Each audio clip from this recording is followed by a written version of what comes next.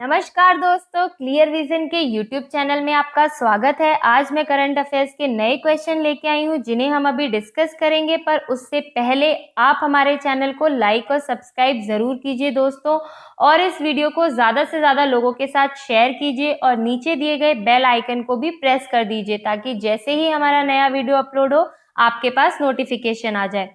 दोस्तों, कल के क्वेश्चन ऑफ द डे में मैंने आपसे पूछा था कि हाल ही में बॉलीवुड अभिनेता ऋषि कपूर जी का निधन हुआ है, उनकी बाल कलाकार के रूप में पहली फिल्म कौन सी थी। तो उसका सही आंसर है मेरा नाम जोकर, जो कि 1970 में आई थी। जो इनके पिताजी जो थे राज कपूर जी, इनकी फिल्म थी। इसमें इन्होंने बाल कलाकार के रूप में कार्य किया है। उसके बाद बॉबी फिल्म से इन्होंने अपने फिल्मी करियर को आगे बढ़ाया दोस्तों। जब इनकी मृत्यु हुई, इनकी जो उम्र थी वो थी 67 वर्ष की। इन्होंने बहुत मूवियों में जो है कार्य किया है दोस्तों। इन्होंने जो है इनकी लास्ट जो मूवी थी वो थी द बॉडी, जो कि 2019 में रिलीज हुई थी। हाल ही में शर्मा जी नमकीन नाम की एक मूवी है जिसकी शूटिंग चल रही थी, पर अब इस मूवी को जो है फिर से रीशूट किया जाएगा दोस्तों। इन्हें ल्यूकेमिया नाम का कैंसर था, जो कि एक ब्लड कैंसर होता है जो शरीर में वाइट ब्लड सेल की संख्या को बढ़ाता है। यह इस डिजीज से 2 साल से लड़ रहे थे। 2 साल से इन्हें ल्यूकेमिया था, जिसके चलते इन्होंने विदेश में भी बहुत बार ट्रीटमेंट कराया और इन्होंने बोन मैरो ट्रांसप्लांट भी कराया था इस कैंसर के चलते। पर इनका हाल ही में 29 अप्रैल को दोबारा इन्हें जो है चेस्ट इन्फेक्शन और सांस लेने में दिक्कत हुई, जिसके चलते इन्हें हॉस्पिटल में एडमिट कराया गया और इनका 30 अप्रैल को निधन हो गया है। और इनका निधन मुंबई के HN रिलायंस फाउंडेशन हॉस्पिटल में हुआ है दोस्तों। आज का जो क्वेश्चन ऑफ द डे है वो है, हाल ही में बॉलीवुड अभिनेता ऋषि कपूर और इरफान खान, जिनका 29 अप्रैल को निधन हुआ था, इनकी मृत्यु हुई है। इन दोनों अभिनेताओं ने निम्न में से किस फिल्म में एक साथ काम किया है। ऑप्शन है life in a metro, Maqbool, D day, life of पाई। आपको इसका आंसर जो है वो कमेंट बॉक्स में देना है। मैं आपको इस क्वेश्चन का आंसर कल के वीडियो में बताऊंगी। तो दोस्तों, स्टार्ट करते हैं आज का वीडियो। पहले क्वेश्चन है, केंद्र सरकार ने बहरीन में भारत का राजदूत किसे नियुक्त किया है। तो इसका सही आंसर है दोस्तों ऑप्शन सी, पीयूष श्रीवास्तव, जो कि इंडियन फॉरेन सर्विसेज 1998 के ऑफिसर हैं। इन्हें हाल ही में बहरीन, जो कि एक अरब कंट्री है, इसका राजदूत नियुक्त किया गया है दोस्तों। बहरीन की जो कैपिटल है वो है मनामा, और यहाँ की जो करेंसी है वो चलती है यहाँ पे बहरीन दीनार, ये यहाँ की करेंसी है। और दोस्तों, यहाँ के जो राजा हैं उनका नाम है हमद बिन ईसा अल अलीफा। ठीक है दोस्तों, हाल ही में दीपक मित्तल को भी कतर का, जो कि एक अरब कंट्री है, कतर का भारत का राजदूत नियुक्त किया है दोस्तों। कतर की जो कैपिटल है वो है दोहा, और यहाँ की जो करेंसी है वो है कतरी रियाल, ये यहाँ की करेंसी है। और यहाँ के जो PM हैं उनका नाम है शेख खालिद बिन खलीफा बिन अब्देल अजीज अल थानी। नेक्स्ट क्वेश्चन देखते हैं दोस्तों, किस देश के प्रधानमंत्री मिखाइल मिशुस्तिन को कोविड-19 पॉजिटिव पाया गया है, जिसके बाद उन्हें पद से हटा दिया गया है। तो देखिए दोस्तों, इसका सही आंसर है ऑप्शन ए, रूस। मिखाइल मिशुस्तिन जो थे वो रूस के प्रधानमंत्री हैं। ये 54 वर्षीय हैं। इन्हें हाल ही में जनवरी 2020 में जो है PM बनाया गया था, जो कि अब अपने पद से हट रहे हैं क्योंकि इन्हें कोविड-19 पॉजिटिव पाया गया है।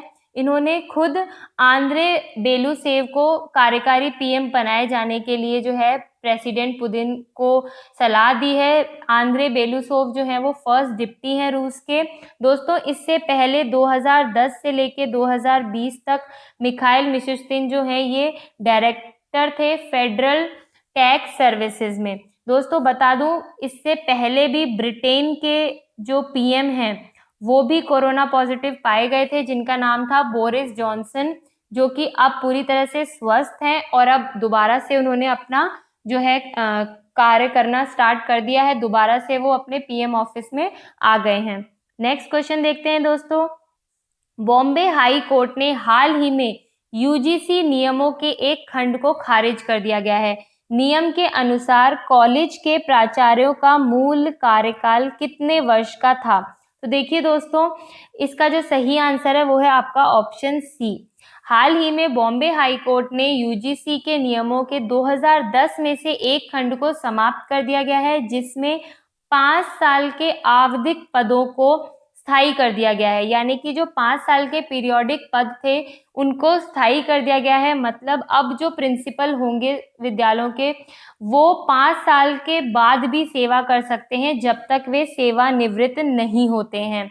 दोस्तों, यूजीसी ने स्टूडेंट के एग्जाम और एकेडमिक कैलेंडर के लिए भी कुछ निर्देश जारी किए हैं, क्योंकि आपको पता है कि कोविड-19 है, जिसके चलते जो नियमित सत्र है वो प्रभावित हुआ है। इसके अनुसार जो फ्रेशर्स होंगे, मतलब जो स्टूडेंट अभी एडमिशन लेंगे, उनका सत्र एक्सपेक्टेड है कि सितंबर में स्टार्ट होगा, और जो पहले से पढ़ रहे स्टूडेंट्स हैं उनका जो सत्र है वो अगस्त में शुरू होने के चांसेस हैं। दोस्तों, यूजीसी जो है इसका गठन हुआ था 1953 में, और इसका जो हेडक्वार्टर है वो है न्यू दिल्ली में। और दोस्तों, जो इसके चेयरमैन हैं वो हैं डीपी सिंह। ये दोस्तों आप याद रख लीजिए। नेक्स्ट क्वेश्चन देखते हैं दोस्तों। कावेरी जल प्रबंधन प्राधिकरण यानी कि कावेरी वाटर मैनेजमेंट अथॉरिटी का गठन कितने राज्यों या फिर केंद्र शासित प्रदेशों के बीच पानी के बंटवारे के विवाद का समाधान करने के लिए किया गया था? तो देखिए दोस्तों, इसका ऑप्शन सही है, ऑप्शन बी 4। जो कावेरी नदी है वो 4 राज्यों से होकर गुजरती है, जिनमें अभी विवाद चल रहा था इसके पानी के आवंटन को लेकर। वो राज्य हैं, एक है आपका तमिलनाडु, दूसरा है कर्नाटका, तीसरा है केरल, और चौथा है पुडुचेरी। ये 4 जो राज्य हैं, इनमें कावेरी के पानी को लेकर बहुत समय से विवाद चल रहा था, जिसके चलते कावेरी जल प्रबंधन प्राधिकरण का 2018 जून में जो है वो गठन किया गया। दोस्तों, इस विवाद को इसका हाल ही में चर्चा में ये इसलिए आया है क्योंकि ये जो गठन है ये जल संसाधन, नदी विकास और गंगा कायाकल्प मंत्रालय के अधीन था, जो अब आधिकारिक यानी ऑफिशियली तौर पर जल शक्ति मंत्रालय के अधीन हो गया है। तो इस वजह से जो है ये अभी चर्चा में आया है। दोस्तों, बता दूं इसके जो हेड हैं वो हैं एस मसूद हुसैन, और जो इसके चेयरमैन हैं इनका नाम है नवीन कुमार। नेक्स्ट क्वेश्चन देखते हैं दोस्तों। विज्ञान और प्रौद्योगिकी विभाग के तहत कार्यरत national council for science and technology communication ने कोविड-19 पर ध्यान केंद्रित करने के लिए कौन सा कार्यक्रम लॉन्च किया है? तो देखिए, इसका सही आंसर है ऑप्शन ए यश। 30 अप्रैल को विज्ञान और प्रौद्योगिकी विभाग जो है इसके तहत कार्यरत जो है एनसीएसटीसी ने कोविड-19 पर ध्यान केंद्रित करने के लिए यश नाम का एक कार्यक्रम जो है वो लॉन्च किया गया है।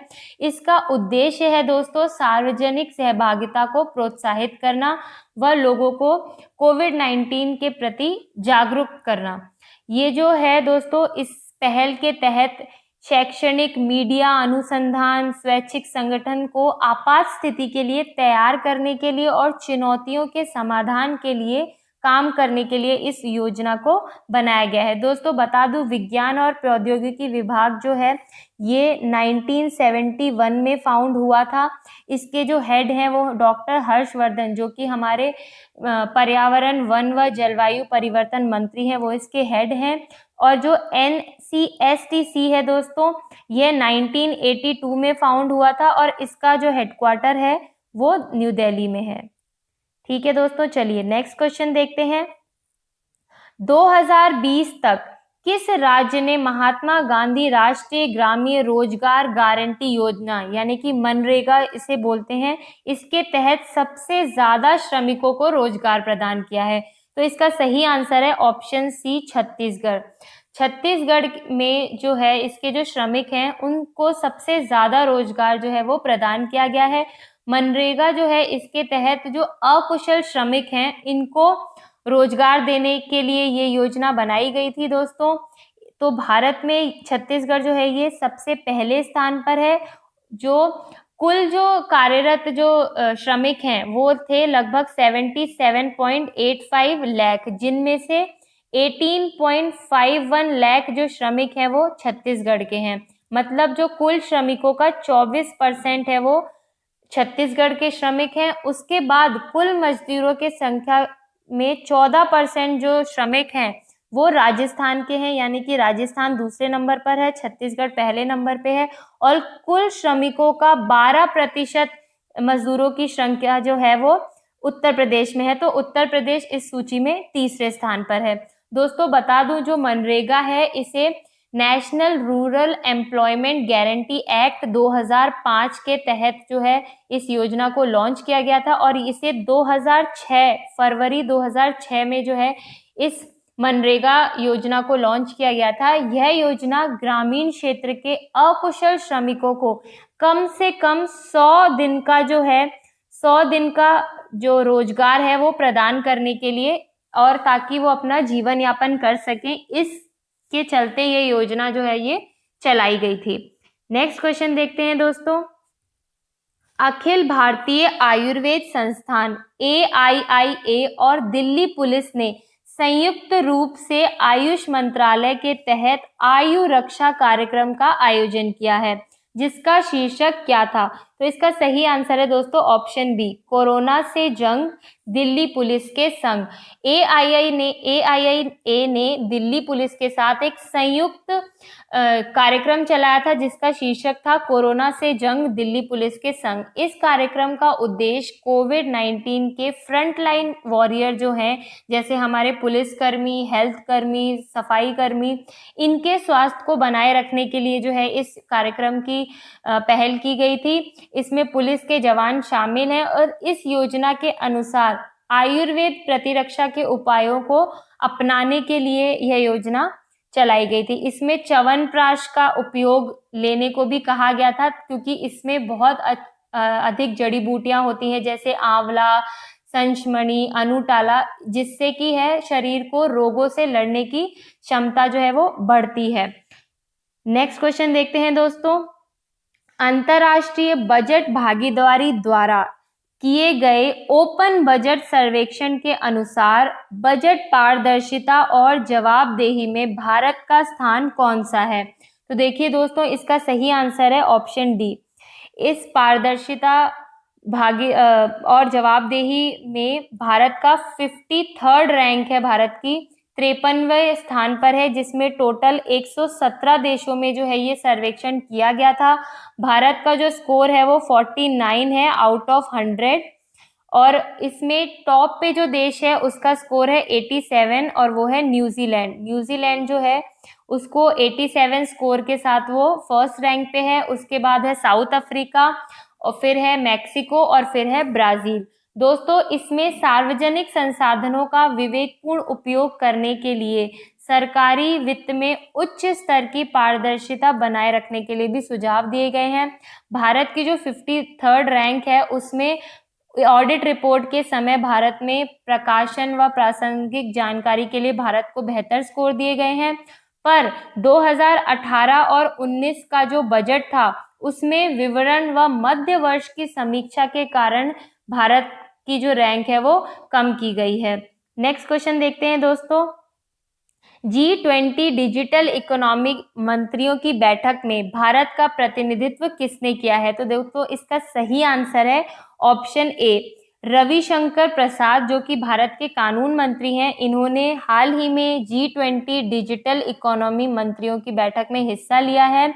यह जो बैठक है इसमें इकोनॉमी टास्क फोर्स द्वारा एक ये मंत्री स्तरीय वक्तव्य जारी किया गया था।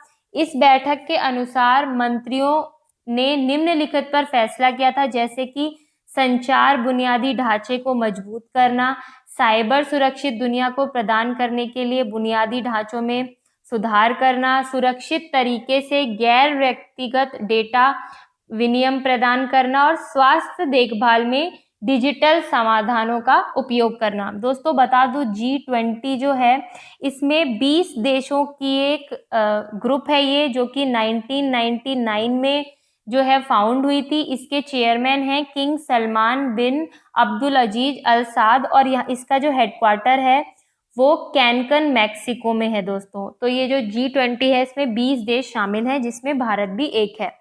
नेक्स्ट क्वेश्चन देखते हैं दोस्तों।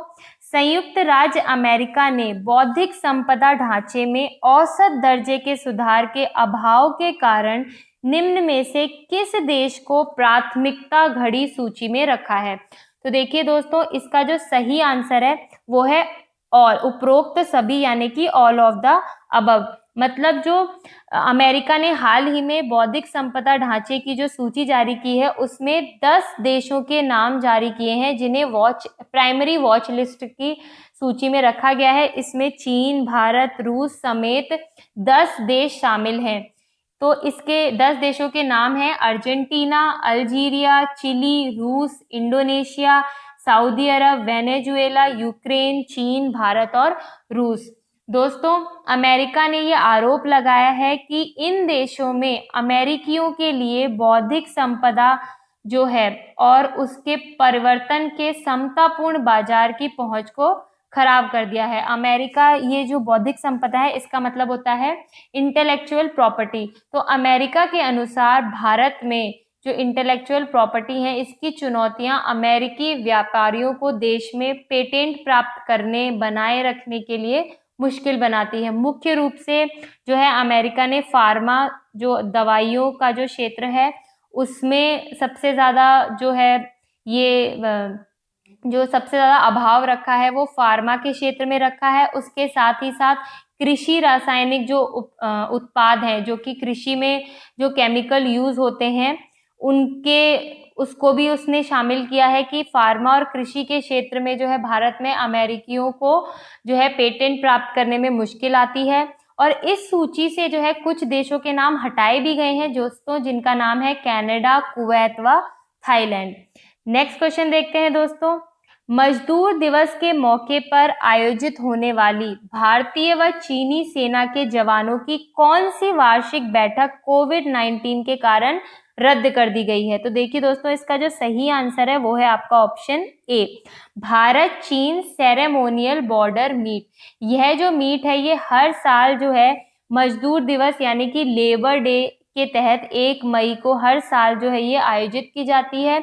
इसमें भारत व चीनी सेना के जवान जो हैं वो 5 सीमा स्थलों पर, जो कि 5 जो LOC है, लाइन ऑफ कंट्रोल है, उस पे 5 सीमा क्षेत्र हैं, वहाँ पे भारत और चीन के जो जवान हैं वो आपस में मिलते हैं, खेल एक्टिविटीज करते हैं और शांति को सुनिश्चित करने के लिए गतिविधियों पर चर्चा करते हैं। तो इस साल जो है ये बैठक क्योंकि कोविड-19 के चलते रद्द हो गई है, तो इस साल इन 5 स्थानों पर जो है फोन के जरिए, फोन लाइन के माध्यम से जो है जवान अपने अभिवादनों का आदान प्रदान करेंगे। दोस्तों, ये जो 5 जगह हैं ये लद्दाख में दौलतबाग, ओल्डी व चुशुल है, सिक्किम में नाथुला, अरुणाचल प्रदेश में बमला व किबिथु। ये 5 जगह हैं, ये सभी जो है भारत और चीन की नियंत्रण रेखा पर हैं। इन 5 स्थानों पे ये बैठक होती थी। बता दूं दोस्तों, श्रमिक दिवस जो है वो 1 मई को हर साल मनाया जाता है। इसकी शुरुआत हुई थी 1886 से, जब अमेरिकी वर्कर्स ने जो है 8 घंटे से ज़्यादा काम करने के लिए हड़ताल की थी कि कोई भी मजदूर जो है वो प्रतिदिन 8 घंटे से ज़्यादा काम नहीं करेगा। अभी अमेरिका, भारत सहित कई देशों में 8 घंटे से ज़्यादा काम करने का कानून जो है वो लागू है कि 8 घंटे से अधिक कोई भी श्रमिक जो है वो काम नहीं करेगा। भारत में सबसे पहले यह जो दिन है ये 1 मई को 1923 में मनाया गया था चेन्नई में, जो कि भारतीय मजदूर किसान पार्टी के जो नेता हैं कॉमरेड सिंगरावेलु चेट्टियार, इनके द्वारा जो है 1 मई को चेन्नई में भारत में ये दिन मनाया गया था। तब से प्रति वर्ष जो है ये दिन मनाया जाता है। नेक्स्ट क्वेश्चन देखते हैं दोस्तों। हाल ही में जर्मनी ने किस संगठन को आतंकवादी संगठन के रूप में वर्गीकृत किया है? तो देखिए दोस्तों, इसका सही आंसर है आपका ऑप्शन बी, हिजबुल्लाह जो है ये एक संगठन है। इसे हाल ही में जर्मनी ने जो है आतंकवादी संगठन के रूप में वर्गीकृत किया है। 30 अप्रैल यानी कि कल जो है जर्मनी ने इसे एक आतंकवादी संगठन के रूप में वर्गीकृत किया है। पुलिस द्वारा एक ऑपरेशन, जर्मनी की जो पुलिस है उनके द्वारा एक ऑपरेशन किया गया था जिसमें जर्मनी में 1000 से अधिक लोग जो हैं वो हिजबुल्लाह के जो विंग के पाए गए हैं। हिजबुल्लाह जो है दोस्तों, ये एक शिया इस्लामीवादी राजनीतिक पार्टी है। शिया इस्लामिक, जो कि दो तरीके के इस्लामिक संगठन होते हैं, शिया और सुन्नी। तो ये शिया इस्लामिक राजनीतिक पार्टी है, जिसका जो लेबनान में इसका हेडक्वार्टर है, लेबनान में स्थित है। लेबनानी शिया समूहों को एकजुट करने के लिए इसकी स्थापना हुई थी 1985 में। तो दोस्तों, ये जो हिजबुल्लाह है, ये ईरान और इजराइल के टकराव में ये ईरान की सहायता करती है, क्योंकि 1982 में इजराइल ने लेबनान पर हमला किया था, जिसके चलते लेबनान के कुछ हिस्सों पर इजराइल ने कब्जा कर लिया था। और तब ईरान ने जो है हिजबुल्लाह जो कमेटी के लोग हैं, इनकी मदद की थी, वित्तीय सहायता की थी। इसलिए ईरान इजराइल के टकराव में हिजबुल्लाह जो है वो ईरान की सहायता कर रहा है। नेक्स्ट क्वेश्चन देखते हैं दोस्तों, हाल ही में निम्न में से किसे जियो टैग मिला है? तो देखिए दोस्तों, इसका जो सही आंसर है वो है आपका ऑप्शन डी, उपरोक्त सभी। हाल ही में काला चावल जो है, मणिपुर के काला चावल, जिन्हें गोरखपुर का टेराकोटा या फिर चखाओ, इन तीनों नामों से भी जाना जाता है। ये तीनों एक ही चीज के नाम है। ये काले चावल, जो चावल की एक ये किस्म है जो काले रंग की होती है, जिसका नॉर्मल जो चावल होता है उन किस्मों से वजन अधिक होता है। तो दोस्तों, ये जो चावल है ये मिष्ठान, दलिया आदि के लिए उपयुक्त होते हैं। चीनी पारंपरिक रोटी या फिर नूडल बनाने में भी इसका उपयोग किया जाता है। ये जो चावल होते हैं, इसमें एंथोसाइनिन एजेंट होता है, जिसकी वजह से इन चावलों का जो रंग है वो काला होता है। दोस्तों, इन्हें जियो टैग मिला है। इनके साथ ही साथ कोविल पट्टी, ये एक तरीके की जो है कोविल पट्टी जो है मितई, ये एक तरीके का मिष्ठान है, जो कि इसको भी हाल ही में जो है जियो टैग मिला है। ये एक मटर नट कैंडी है, जो कि तमिलनाडु में बनाई जाती है। तमिलनाडु में जो है, ये तमिलनाडु के साउथ, मतलब दक्षिण जो तमिलनाडु है, वहां पे ये बहुत ज्यादा फेमस है। इस कैंडी को मूंगफली, यानी कि जो ग्राउंड नट होती है, मूंगफली और गुड़ से बनाया जाता है। और इसमें जो पानी यूज किया जाता है वो थाम्बी बरानी नदी से लिया जाता है, क्योंकि यहाँ के जो उत्पादक हैं उनका मानना है कि ये जो पानी है, इससे इस कैंडी में स्वाद और ज्यादा बढ़ जाता है। तो जो काले चावल है उन्हें और कोविल पट्टी मितई को, दोनों को जो है हाल ही में जियो टैग मिला है। नेक्स्ट क्वेश्चन देखते हैं दोस्तों, defence research and development DRDO के तहत संचालित defence institute of advance technology के द्वारा निम्न में से कौन सा माइक्रोवेव स्टेरलाइजर जो है वो बनाया गया है? तो इसका सही आंसर है दोस्तों ऑप्शन ए, अतुल्य। अतुल्य नाम का हाल ही में एक माइक्रोवेव स्टेरलाइजर बनाया गया है, जो कि कोविड-19 के जो वायरस हैं इनको विघटित करने के लिए यूज में आएगा। दोस्तों, इसमें जो टेम्परेचर रहेगा वो रहेगा लगभग 56 डिग्री से लेकर 60 डिग्री सेल्सियस, यानी 56 से 60 डिग्री सेल्सियस जो है वो इसका टेम्परेचर रहेगा, जो कि वायरस को विघटित करने के लिए पर्याप्त है। इसका वजन लगभग 3 kg बताया जा रहा है, जो पोर्टेबल, साथ ही साथ फिक्स्ड इंस्टॉलमेंट में कार्य कर सकता है। दोस्तों, इस प्रोसेस में जीवों के जो प्लाज्मोडियम होते हैं उसको नष्ट कर दिया जाता है, ताकि नए जो जीवाणु हैं वो न बन सके, नए वायरस न बन सके। इस प्रोसेस में जो है वो बहुत ज्यादा तापमान, दाब यानी कि प्रेशर, अल्ट्रावायलेट किरणें, क्लोरीन डाइक्लोराइड का भी उपयोग किया जाता है। नेक्स्ट क्वेश्चन देखते हैं दोस्तों, हाल ही में किस भारतीय लीजेंड फुटबॉलर व प्रथम श्रेणी क्रिकेटर का 82 वर्ष की उम्र में निधन हो गया है? तो इसका सही आंसर है ऑप्शन सी, चुन्नी गोस्वामी जो है इनका निक नेम है। इनका जो रियल नेम है वो है सुबिमल गोस्वामी, इनका निक नेम है चुन्नी गोस्वामी। तो इनका जो है हाल ही में 30 अप्रैल को जो है निधन हुआ है। ये 82 वर्ष के थे। ये भारतीय फुटबॉलर व फर्स्ट क्लास क्रिकेटर थे। दोस्तों, फुटबॉल की दृष्टि से देखें तो ये स्ट्राइकर थे, जिन्होंने लगभग 30 अंतर्राष्ट्रीय मैचेस खेले हैं, जिनमें से 9 में इन्होंने देश के लिए स्कोर किया है।